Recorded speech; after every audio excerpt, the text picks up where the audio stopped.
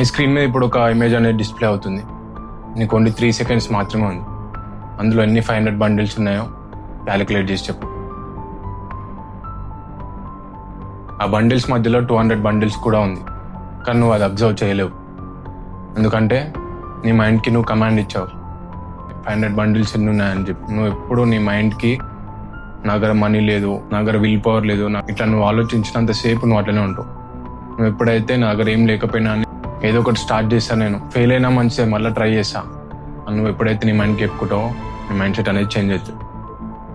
నీ దిమాగ్కి బాద్షా నువ్వే. ఈ దునియాలో ఏవేవైతే రిలీజియన్స్ అన్నీ ఉన్నాయో, హిందూ, ముస్లిం, సిక్, ఇసాయి, ప్రతి ఒక్కరు ఒకటే చెప్తారు, నువ్వు ఎట్లా ఆలోచిస్తే అట్లా తయారవుతావు. సో ఎప్పుడైనా పాజిటివ్గా ఆలోచించు.